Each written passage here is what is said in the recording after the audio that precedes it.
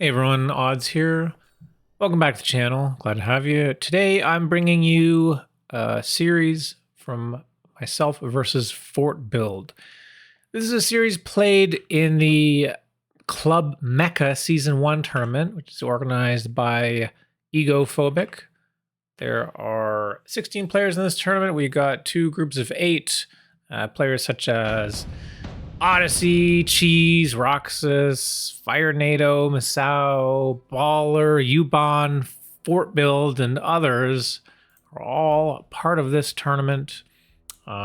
We got, like I said, two groups of 8. We play weekly for a number of weeks, and then the top 4 from the groups will move on to another finals series. So this is a fun series. It's just for bragging rights and whatnot, but I'm going to be bringing you some games from this tournament for the next few weeks, so stay tuned for that. And this is the kickoff here, the very first series we've got. Myself up against Fort Build. This is a best of 3 series, so we're going to have 2 different games here, and I'm going to bring you my thoughts during the game, what I think I could do better, how, what I think I did well, as well as maybe some opinions from on how my opponent plays as well.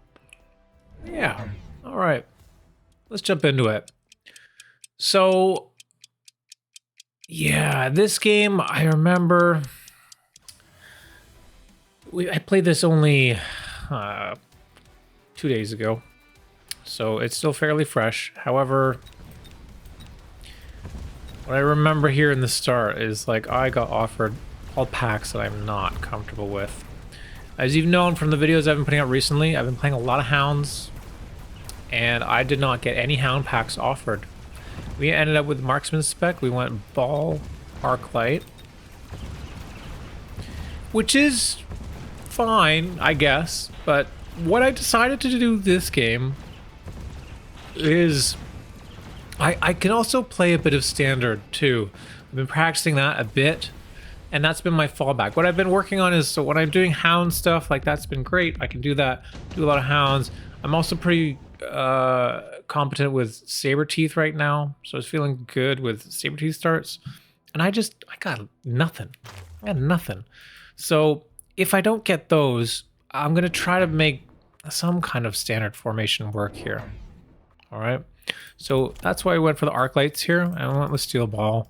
Steel ball not often, I mean, like it can be used as a starter pack, but usually you see some kind of aggro. And I think in a way, we sort of baited Fort Build out a bit. Built sledges in the vertical formation, thinking that maybe we're going to be aggressive here. Arc light ball can be aggressive, but we chose to bring it back, bring it standard. We get our crawlers here, and we're just building out a standard board. Now we've got our 4 arc lights, right? We've got 2 marksmen. We do have marksman specs. So that is +3. We're going to put this on the quote-unquote hard side, where more of the units were deployed. Put another one on the easy side. And yeah, just build out our board here. Fort Build is quick sup, but did not use the extra money in the first round, I don't believe. And just there's a ton of void eyes here. So void eyes are quite good.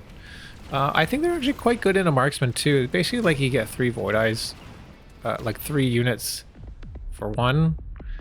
So I'm not too happy with this start, but I think if I just play it out, like what I don't want to do in these games is go off script, right? I want to play in a way that I'm familiar with, that I've played out, and try to leave it up to my opponent to make mistakes rather than myself. I think that if this game goes long enough, that I should have more opportunities to perform. I know Fort Build, we've played together against each other a few times. Our ratings are pretty similar. I respect him as a player. He's quite good. But I feel like I should have the edge in a longer game. So we're trying to play safe. I also know he's actually typically a bit more of an aggressive player, so I'm a bit surprised about this formation as well here. So like I said, we're trying to play with our strengths and try to give opportunities for our opponent to make mistakes. We're going to range this turn with our arc lights. We're starting to sell out of the balls. See, we sold the balls on the left. We took our Mustang drop on the right. We put it behind our steel balls, keep them safe. We're going to slow things down with the oil, and we're going to try to just like firing squad, get everything to run through here. Opponent fort build goes for the beacon with the crawlers. I think was expecting us to pick that Stormcaller drop, or expecting us to go into Stormcaller since we're playing so far back. But we are not, so that's okay for us. I mean, that's $100 that probably not entirely necessary. We do unfortunately lose that marksman, which is going to give a lot of experience to these Void Eyes. Void Eyes also very quick range, so these are going to be quite strong. And one thing that I am worried about this game is the aerial mode on the Void Eyes. It would be, you know, whenever that's on the board, you have to be careful. You don't want to overproduce ground, because then they can just flip them in the air. So we need to make sure whatever solution that we're coming to, we're going to be able to have a solution that can deal with them both on the ground and the air. And when I look at a board like this, and right from the beginning, even from round 4 here, or even earlier, when I see Sledgehammer Void Eye, I'm thinking Raiden. Raiden does very well against these units. We actually see round 4, this Mech Rage being clicked. We're not committing to anything yet. We're just playing safe. We now have all of our arc lights built across that we need. We've got 4 marksmen. We've sold out of everything. We actually got, like, sold out of everything, but I mean is the balls here. We've got our haste mod on our level 2 Mustang. That's quite strong. We actually see the same play being played by Fort Build here, so very good, very good. And we're trying to get a little bit of tempo. We had $50 left. We're just trying to, I don't know, clear what we can. I was hoping to get those Void Eyes, but prevent them from getting too much experience. There is a crawler deployed there, so it does tank that. But now, yeah, we also have range on our Mustang. So with the Mustangs, like adding extra targets as well to the Void Eyes, they're not able to get the locks that they need. Oh, however, these ones do get another good pick off there on that marksman. Not very good. It would be good to get a bit more range or a bit more chaff to keep our stuff alive here. We don't want that marksman to keep dying, because a lot of experience when it dies. So, but we do get a little tickle of damage on the board. Improved firepower's offer. Also, mass-produced sandworm is a possibility we can't think of, but because sandworm in this case could be good as well, right? There's nothing that's like super good against it. The Void Eyes do have charge shot, which maybe for mass-produced sandworm, that is enough. For standard sandworm, levels matter. And I mean, we have been delivering a bit too much experience to these Void Eyes, so we don't go for mass prod worms. We just want to play how we know to play, right? It's not a card that I always use, so like I said, we want to do what we're good at. We want to do what we're familiar with.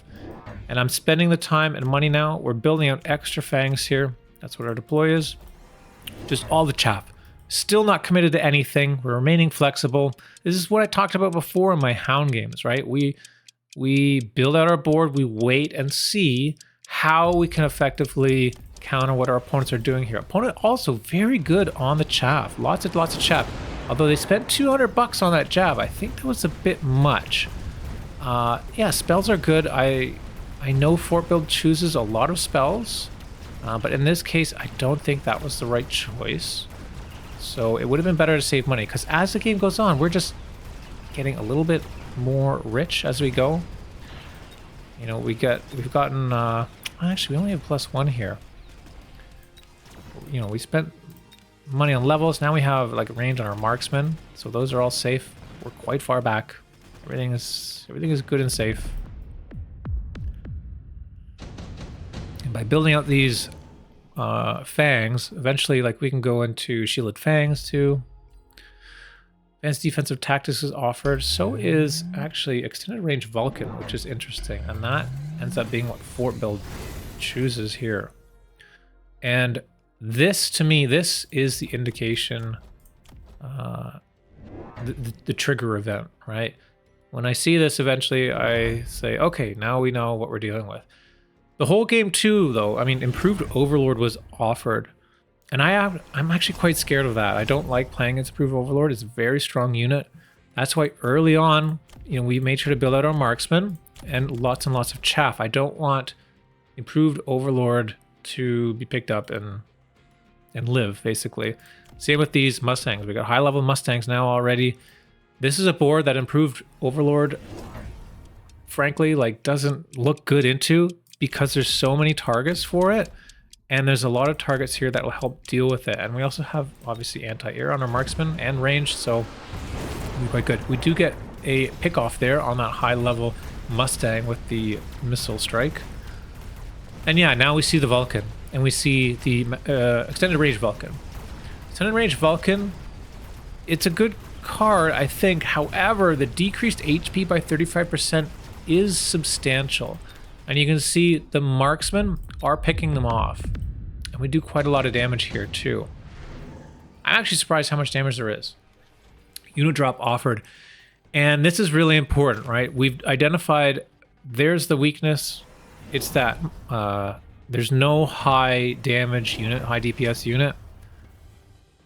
It's all light.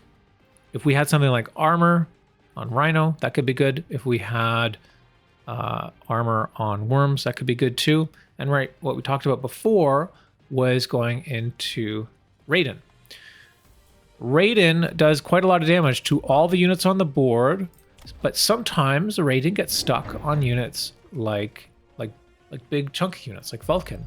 However, with the Vulcan having less HP, I'm confident that I have enough damage on the board here with the Raiden as well, that they're not going to get stuck and they'll be able to kill these Vulcans. So here we go. We've gone for the Rhino with the armor. That's hopefully going to tank some of this stuff for us. And the Raidens should be able to deal enough damage and kill like the sledges and the Void Eyes and even the Vulcans. So we put them hard on one side together instead of splitting them up. And then we oil this side too. We want to win on one side harder than we would having them split up, because then you can put pressure on the tower, and then you know your other side can start to win if you win that one side. But yeah, it looks like this Rhino's not dying, this Rhino's not dying. They're just tanking these Vulcans, and the Vulcans just don't have enough HP. And that's it. We played safe. We played boring. You know, it was a very standard-ish game here. We just waited for the opportunity to pounce, right? We had all of our chaff built out. We had all the things that we needed. We had a little bit of everything, right? We had chaff clear, we had single target, then we had our Raiden, we had our Mustangs at high level doing their item stuff too, so quite a lot of damage there. And then we had a bit of tankiness with the Rhino as well. So if we want to flip the board around the other way here, from Fort Bill's perspective. So when you look at this board, there's chaff in the front, but there's not a whole lot of late chaff. We've only got late chaff back here. So once this first bit of chaff is dealt with, there's nothing left. And on our board, we've got a lot coming late. Right? We're okay there. Most of our stuff is tucked back behind the towers. So we're the ones being aggressed into. We can defend safely. We got range on everything. And looking at this, like, this is quite a scary board, right? When you look at this, how do you deal with the Rhinos? The Void Eyes, I guess, but there's only 3 of them. Right? There weren't any more Void Eyes built. Actually, I think even some of them were sold or something. Not sure why. I think the Void Eyes were a key piece of this comp that is missing a little bit. If we had more Void Eyes here, and then even clicking Charge Shot, maybe now having the Rhino being a possibility, that could have helped. But yeah, we just like there's so many Vulcans here, and that's obviously to deal with all of our chaff. But we've got a mix, you know, we've got crawlers and fangs. Yeah. So that's game 1. Let's jump into game number 2. All right, here we are in game number 2, and Fort Bill gets like all my favorite packs. we got the Typhoon, we got the Hound, Steel Ball, we've got like Saber Crawler. Nice. We go for Speed Saber Arclight. Like I said, Sabers I feel pretty good with, but this is actually a comp that I'm not as crazy about. The Arclight with it, I know it's strong, I know it can be strong, but I haven't had the best luck with it. But we're gonna go for it. And so my thoughts here, so we're up against Saber Spec, we choose Speed Spec. We want to be aggressive this game. We were very reserved last game, and I felt like maybe by playing a pack like this, and with Speed, we can maybe catch Fort Build off and win the series by having 2 very different styles of play. We choose to deploy on the right side behind our defensive wall. I think going into the Saber matchup, I mean, like usually I would actually play, I'd sell the middle and I would deploy on the open side here and keep my wall side open, because I'd be able to defend more easily on this side in the future. However, in this game, I really didn't want to get into a headbutt, like an equal headbutt, right? Saber versus Saber on a side where my opponent has the wall, right? It would be too difficult, I feel like, to do it. So we deploy behind our wall. And I have a little bit of like a stagger here, but the deployment wasn't super good. So unfortunately, we do have that Saber locking onto us right away, which feels really bad. But besides that, like seeing this headbutt here, I didn't feel too bad because, like I said, I'm behind the wall. I should have the theoretical advantage here, as long as I protect my open Saber. So it should be okay. I just need to put some chaff here, and we'll be fine. And that was a mistake from my loadout on the first round there, but we can fix it. I think in general it's okay. So far, not feeling too bad about this. We go for the Mustang here, right? The Mustang counters all this except for the Tarantula, and you really don't want to build Tarantula into a board of Sabers, so I felt like that was the safest pick. We put it up on the side here. This is going to cover in case we have any flanks as well, and we need to make sure that we get some crawler or something in front here. Our big Chungus was doing something, but we decide not to keep it. We sell out of it. We have 400 bucks now. And what can we do? We're going to go Phantom Ray, right? This is something that I've been playing. I felt like Phantom Ray, if the opponent goes for the Mustang, not so bad. Right, we can maybe down the line, if it works out, get armor. But I like to try to get some kind of air stuff going on round 2. And then we just level up our tower on the left, put a missile there, just in case anything goes on. But this missile here was actually really good. So it kills that wall right away, and it exposes our Sabertooth. So you can see here now the side that we didn't defend anymore. We put the crawler on this side to help our right Saber. Now our left side Saber is open because of that missile. So that was a really smart play. Finding that opening there and taking down the wall. And it's actually very painful for us because the Saber manages to grab a level. And in a headbutt here, I really don't want to be down in levels. And then I see intensive trainings offered. And I'm like, oh shit, I have thrown this game. There's a possibility that we're up against a level 3 Saber. And what that will mean is that we're fucked. Like, level 3 Saber will never die to anything on the board here. I choose intensive because I feel like I have to. I put it on this side. I don't want to put it on that side to feed level 2 experience to the level 3. But I'm hoping that if we can level up this guy, maybe we can pop this guy right away.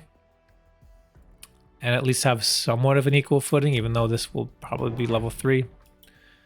And I'm thinking, okay, well, crap, what can we do here? How can I save this? We need to try something different. We need to try to throw some stuff out there and, I don't know, pray, basically. So we go for the Phantom Ray, and we're going to try to attack this tower here. I figured that there would be nothing defending here. However, Fort Build is going to end up building a Fang here, which is unfortunate because it shuts down my raise. I didn't have enough money. I needed 50 bucks, and I could have deployed something here, right, with the mass recruitment. And pulled that Fang. Unfortunately, it didn't work out. But we see, I think, the first mistake from Fort Build, which is going for this Farseer. We actually have a loan on round 3 in order to buy a Farseer and level it up to level 2. I think this was like a pretty big mistake, actually. I'm not entirely sure what he was afraid of. Maybe me making more Phantom Rays. But I mean, he was fine. I don't think he needed that level 2. If he went for that level 3 Saber right away, it would have been very strong. Also, Absorption Module comes up as well. That would have been huge for a level 3 Saber. That thing would never die. It would be very good. I go for Underground. Like I was saying last turn, like, we've got to try to do something. We are losing the headbutt right now.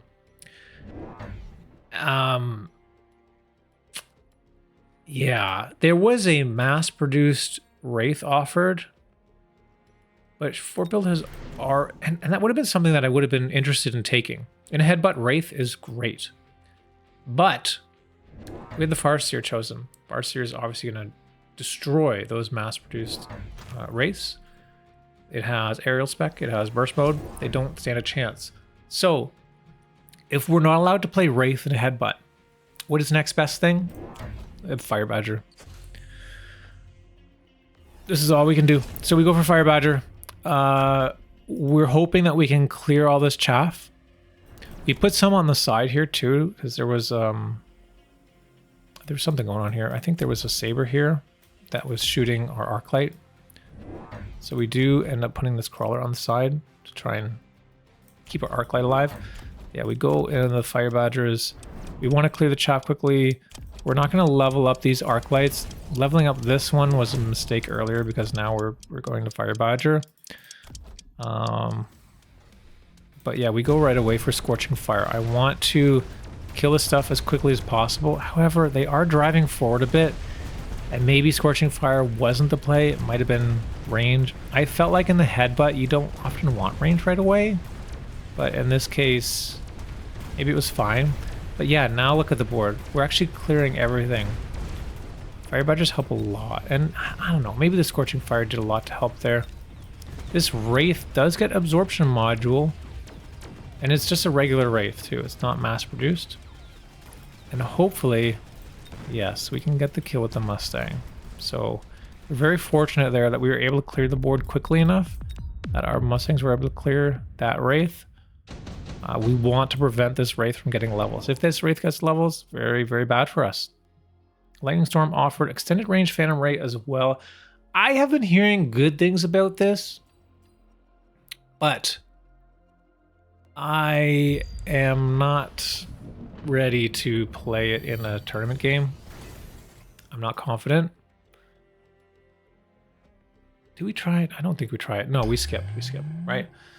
So I'm talking to myself. I'm saying, okay, do what we're familiar with.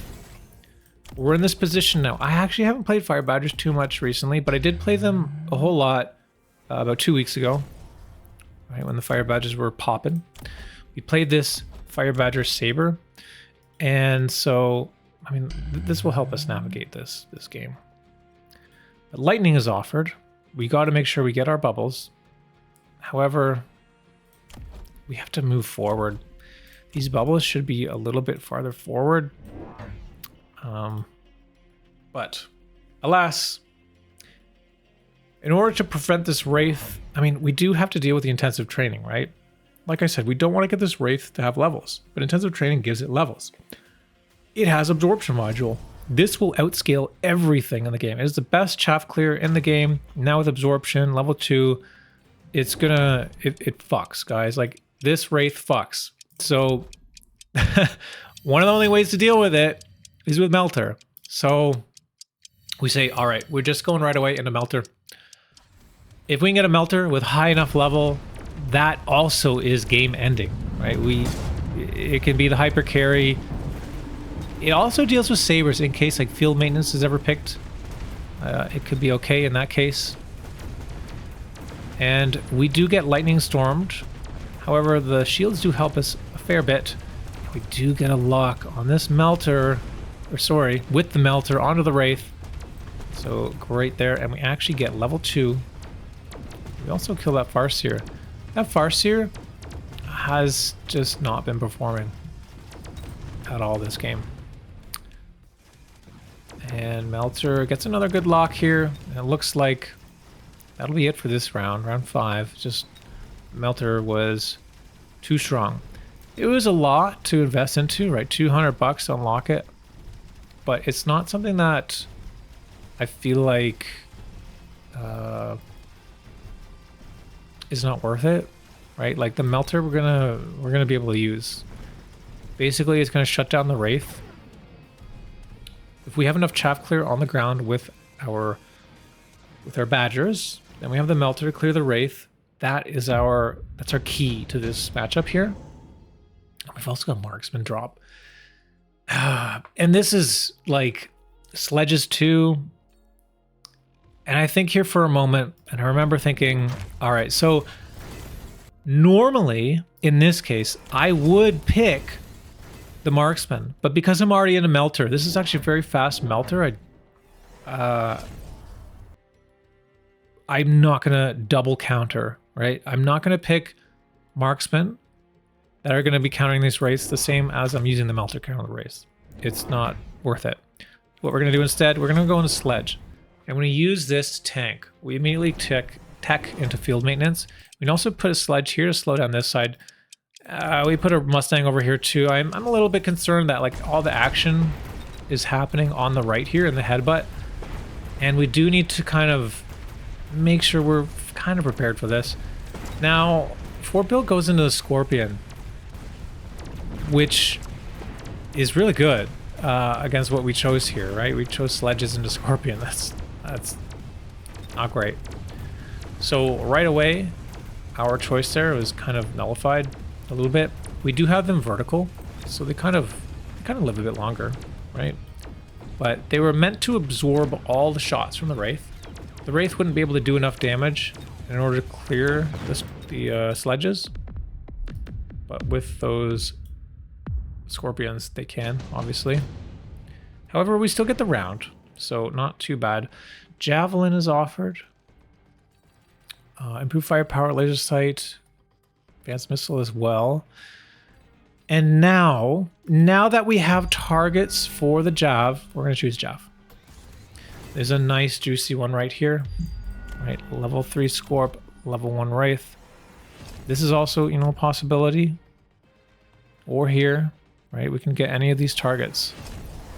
But we go for the best target. Sometimes I choose maybe the second best.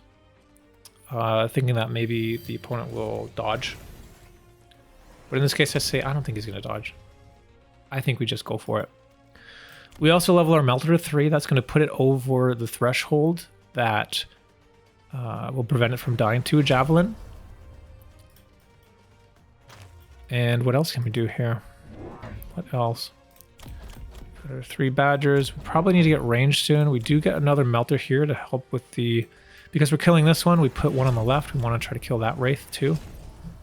Right, so now we have this wraith covered here, we have this one dying from that jav, and then we have this wraith covered by this melter. Finally, we also get our range on our melter. I think that's been missing. Kind of need it when the scorpions have range. And we do have intensive offered. We're also just going to face tank. I decide between, you know, which saber can I upgrade? I upgrade this one, and unfortunately it's the one that gets javelin, so I lose that coin toss a bit. Huge shot. But, I mean, we got our jab off too, so can't complain too much.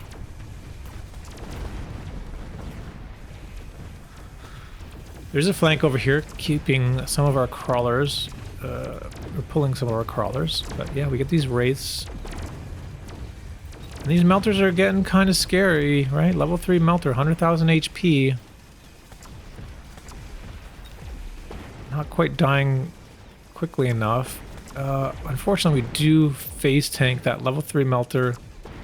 And, well, we lose a round. We're down. Not very good there. What are we going to be able to do about that? Beacons offered, incendiary, assault raiden.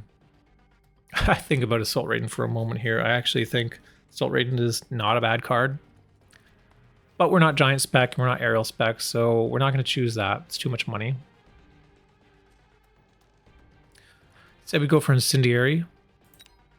I think we're just going to incendiary and acid. I thought I'd go incendiary. I'm just going to put it right down.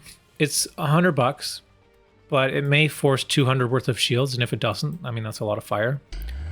I didn't go for acid because, like I said, I think it's going to get shielded, and then it would be 200 for acid, and we would just be trading. I do think acid in this case is probably better because the scorpions are the real threat. But this is an economy play, and like, you know, a bit of a gamble. But like a safe bet, right? If it gets shielded, it's equal cost. We shield up ourselves. We actually have a level available on this melter to get to level 4. Should we need... we do get range on the saber. Not sure about this looking back. The idea here originally was, well, we can deal with scorpions with sabers if they have range. But I think, like, maybe if we went into field maintenance instead would have been better. Just keep them alive longer. Because I don't think, you know, a single shot scorpion would be able to kill it with field maintenance. And I think the goal there is, like, we want the melter to do the killing. Oh, and just barely. That bubble dies, and we get that fire down. Pretty fortunate there. Very lucky. We just had enough damage to pop it. And because of that, we get early locks. But anyways, like I was saying, yeah, the melters are our DPS. So I don't think we should have gone range here. I think this should have been field maintenance instead. If we needed a tech. We also didn't need to pick a tech. We do get range on our fire badgers now too. Negative 50. The missile goes down. But some substantial damage on the board. Down to 241 is fort build. And a few good items here. But we go for the EMP. I was thinking about the battleship, but there's not really a good place to put it. I do like this late chaff clear out of fort build. These hounds can come and help deal with the whatever's remaining here. I think maybe armor could have been good as well, but we are scorching fire badger. Actually, it doesn't even matter. Armor's really good against scorch anyway. These are level 2. They block well enough damage. Only the level 2 badger would be... Well, no. Yeah, you gotta get armor on these hounds. That would be quite good. Because that'll slow down our chaff clear and it'll prevent our melters from getting locks. But yeah, we go EMP because there's a juicy one here. Even if there's a shield, we can hit both of these wraith. We're gonna hit this high priority wraith and this secondary priority. Maybe we can disable these scorpions if there's no bubbles, but there have been bubbles almost every turn. We're going to bubble ourselves, and we're pretty safe here. We don't need to go into air or anything like that, because that could be EMP'd. We level up our melters. This is our win condition. Oh, nice. Yeah, so here is that armor enhancement. So this is when it can get scary, right? And we got a bunch of level 2 hounds here. This is a great play. Because if you look at our board, we don't have a lot of ways to deal with these hounds right now. We would have to go into multi-melt.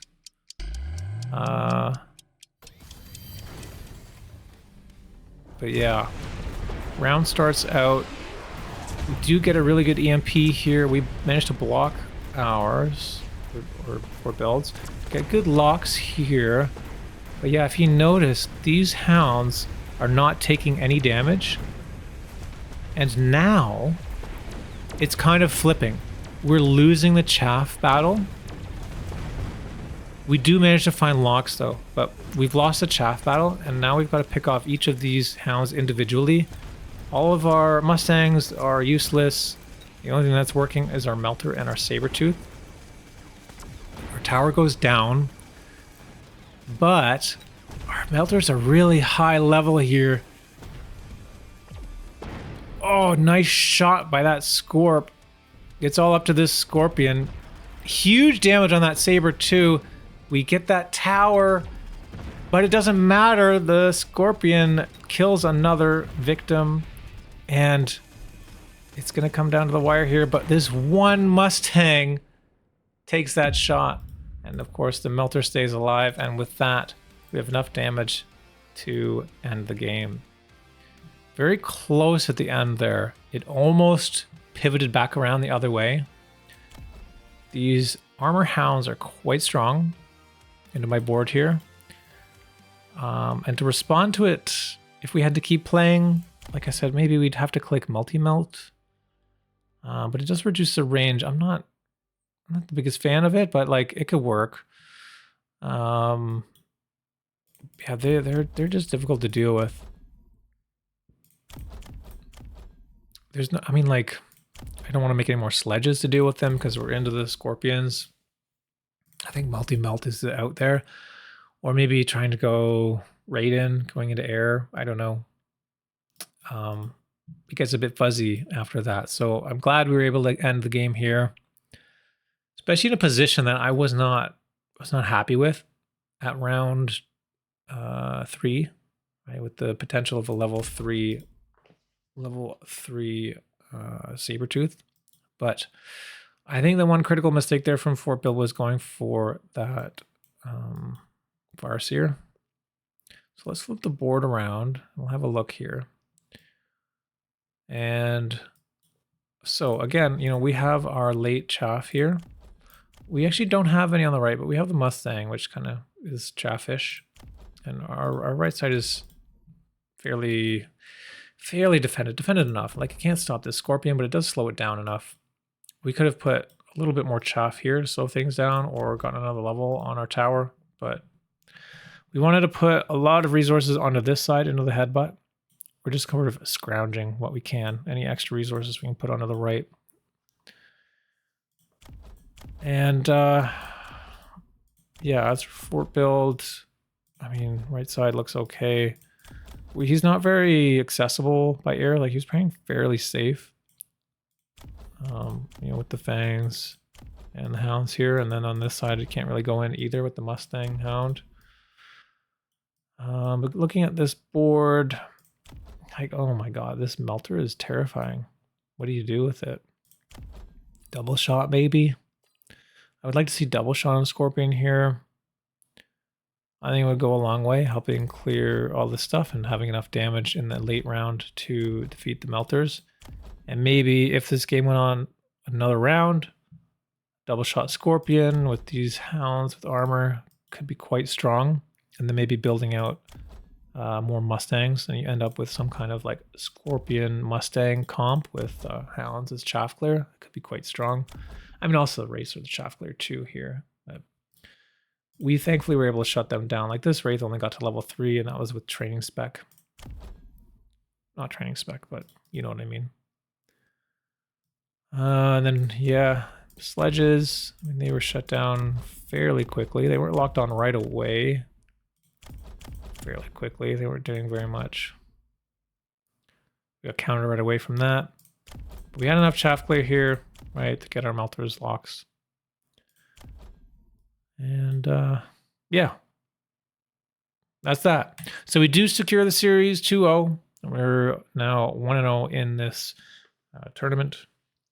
So look forward to checking out the rest of the games as they go on.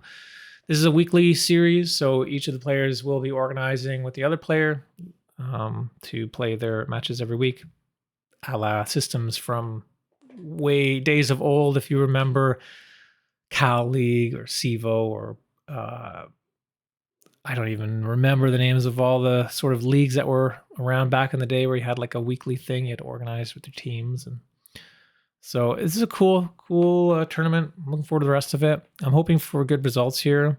But yeah, shout out, thanks Ecophobic for bringing on this tournament.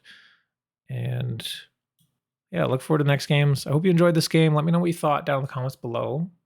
Like and subscribe. Appreciate you, and I'll see you next time.